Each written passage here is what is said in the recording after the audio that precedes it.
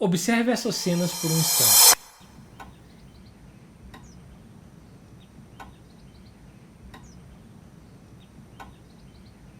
Vilões parados, quase imóveis. O diálogo é mínimo. Às vezes, nem violência existe. Ainda assim, algo ali incomoda. Não é o que eles dizem, não é o que eles fazem. É outra coisa. O plano se alonga, o silêncio permanece. O personagem não se move. Ele só olha. Olha por tempo demais. E sem perceber, você começa a se mexer na cadeira, prende a respiração, espera que algo aconteça, mesmo quando nada acontece. Esse desconforto não vem da história te dizendo que alguém é perigoso. Ele vem antes disso. Ele vem direto do corpo. Quantas vezes você já sentiu exatamente essa sensação assistindo a um filme? Aquela vontade de desviar o olhar. Aquela tensão que não explode, mas também não vai embora. Um desconforto difícil de explicar. Em alguns minutos, eu vou te mostrar por que uma cena específica de O Silêncio dos Inocentes é considerada uma das mais perturbadoras da história do cinema, sem ter uma gota de sangue. Porque isso que te incomoda não é coincidência, e não é só atuação. É um sinal muito específico, um detalhe quase invisível que o seu cérebro reconhece antes mesmo de você perceber. Piscar é uma das coisas mais banais que o corpo humano faz. Tão automática que você provavelmente só percebe quando alguém chama sua atenção para isso. Você pisca agora, piscou de novo e nunca pensou muito a respeito. Mas piscar não serve só para lubrificar os olhos ou descansar a visão. Ela cumpre uma função social silenciosa. Cada piscada é uma micropausa, um pequeno intervalo que diz sem palavras: eu não sou uma ameaça constante. É um sinal inconsciente da humanidade. Repara numa conversa normal entre duas pessoas. O contato visual existe, mas ele vem sempre acompanhado de piscadas, pequenos desvios, ajustes de postura. O corpo regula a tensão o tempo todo. É assim que o cérebro entende que aquela interação é segura, que ninguém ali está em estado de ataque. Agora faz um teste simples. Imagina alguém olhando para você, em silêncio, sem desviar o olhar e sem piscar. Não gritando, não se aproximando, só olhando. Por tempo demais. O desconforto vem quase instantaneamente. Não porque isso seja agressivo de forma explícita, mas porque quebra um pacto social invisível. Algo que o seu corpo espera simplesmente não acontece. Não existe pausa, não existe alívio. Piscar é justamente isso, uma forma de aliviar a tensão. Quem pisca está reagindo ao ambiente, está ajustando, está de certa forma se colocando no mesmo jogo que o outro. Quando alguém não pisca, esse jogo acaba. Na vida real, a ausência de piscadas costuma aparecer em estados muito específicos. Concentração extrema, vigilância constante, prontidão total. É o corpo eliminando tudo que pode ser considerado desnecessário. Piscar vira um risco, um segundo de vulnerabilidade. E é aqui que a coisa começa a ficar interessante. Porque quando uma pessoa pisca menos, ela não parece apenas mais focada. Ela parece menos humana, mais rígida, mais difícil de ler. É como se ela não estivesse reagindo ao que acontece ao redor, mas apenas observando. Sem perceber, o seu cérebro faz uma leitura muito simples. Quem pisca, reage. Quem não pisca, observa. E observar sem pausa é uma forma silenciosa de domínio. Agora, imagine o que acontece quando você pega esse comportamento e coloca dentro de um filme onde nada acontece por acaso. Antes de qualquer explicação, olha esse frame do Silêncio dos Inocentes de Jonathan Demme. Nada violento, nada grita.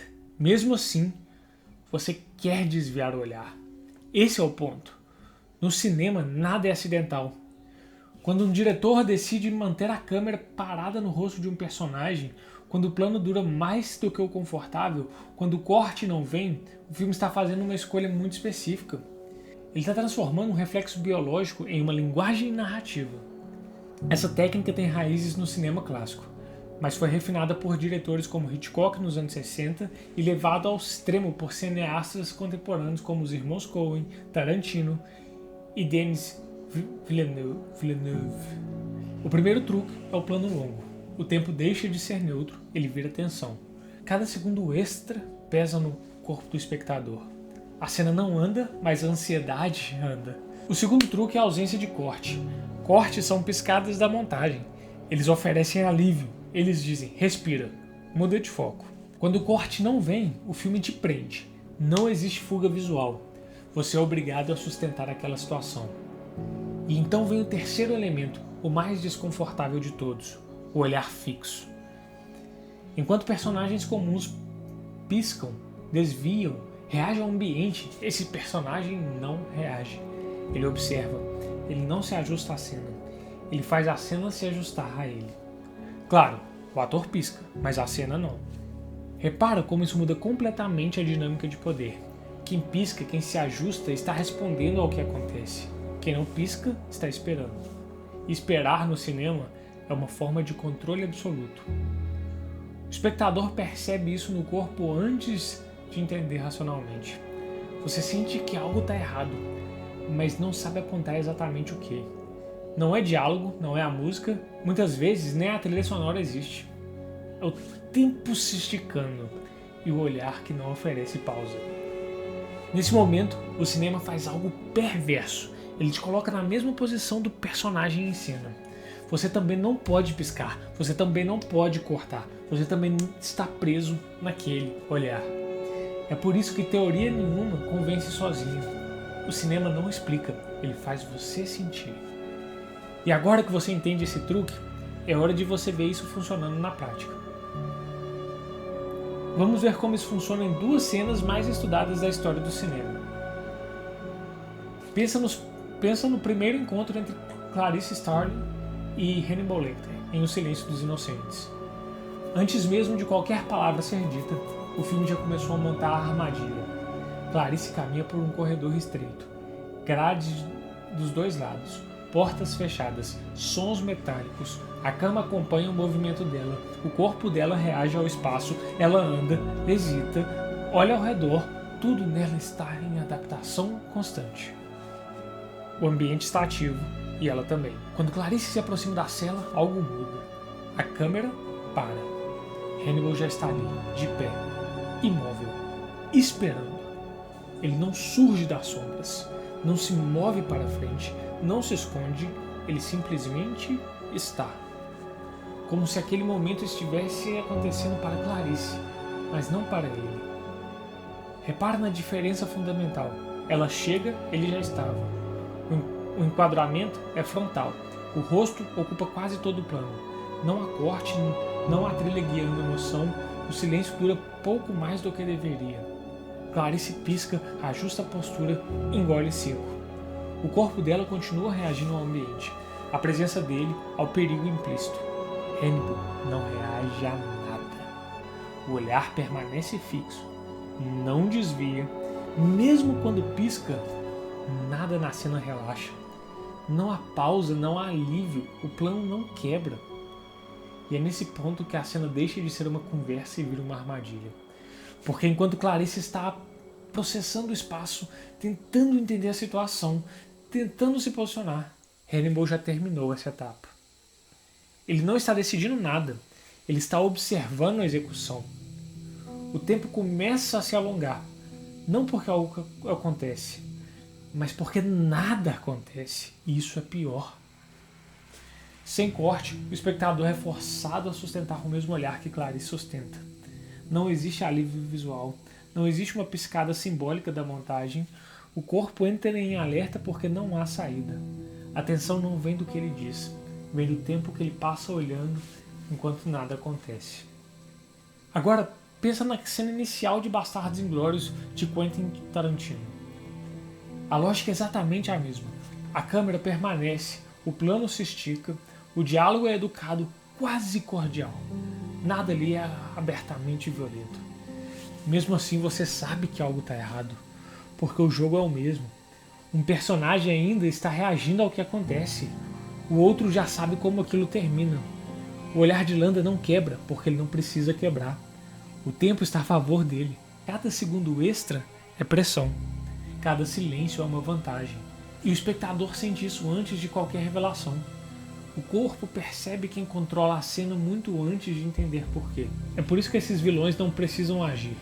Eles não precisam levantar a voz, não precisam se mover. Eles só precisam permanecer. Enquanto todos ainda estão reagindo ao que está acontecendo, eles já decidiram antes como aquilo termina. E agora vem o detalhe mais importante de todos, aquele que ninguém percebe. Até aqui, tudo parece apontar para o olhar, a ausência de piscada, o contato visual contínuo, a sensação de ameaça. Mas aqui está a virada e ela é fundamental. O olhar não é o truque é o tempo. Se você tirar o tempo da equação, o olhar perde o poder. Um personagem pode ficar com os olhos abertos quanto quiser se a cena corta rápido. Se a montagem oferece alívio, se o plano quebra, nada disso funciona. É o plano longo que transforma o olhar em arma. É o silêncio que transforma a presença em domínio. O cinema não está mostrando apenas alguém que não pisca. Ele não elimina o piscar, ele elimina a pausa. Ele está retirando todas as pausas possíveis de cena. Não há corte, não há música para guiar a emoção, não há escape. O tempo se estica e o espectador é forçado a permanecer ali. E é ali que o controle real acontece. Quem controla o tempo da cena decide tudo. Decide quando a tensão começa, decide quando ela cresce, decide quando ou se ela termina. Repara como isso inverte completamente a lógica. O vilão não parece poderoso porque não pisca. Ele pode até piscar, mas não precisa reagir. Quem reage ao tempo está sempre uns passos atrás. Ajusta a postura, pisca, fala demais, tenta preencher o silêncio. Esse personagem está tentando sobreviver à cena.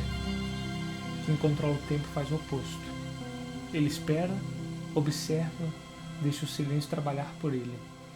Cada segundo a mais não é um risco, é uma vantagem. Predadores não correm contra o relógio. Presas, sim. E o cinema entende isso perfeitamente. Quando o vilão domina o tempo, todo o resto se organiza ao redor dele. O olhar fixo virá apenas um sintoma de algo maior. Alguém que não está participando da cena, está comandando. Mas o cinema ainda não terminou o truque. Porque além de colocar os personagens nessa armadilha, ele faz algo ainda mais cruel. Volta agora à pergunta do começo. Por que isso te incomoda tanto? Não é porque o vilão é violento, mas muitas vezes nem violência existe. Não é pelo que ele diz. Às vezes quase não há diálogo.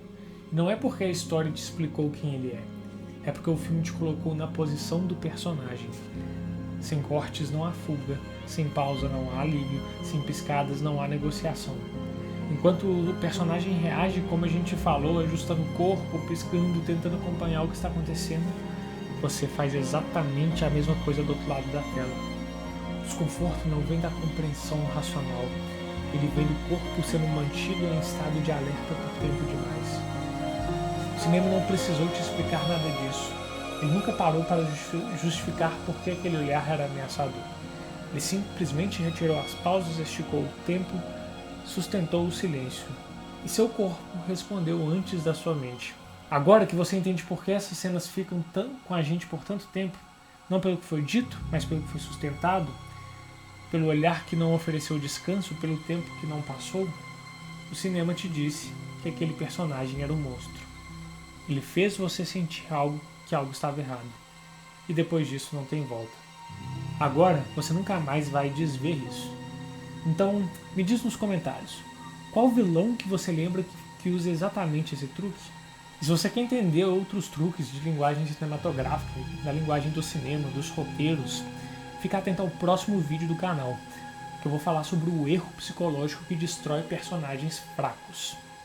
Porque cinema não te explica o que sentir, ele te faz sentir. E agora você sabe como.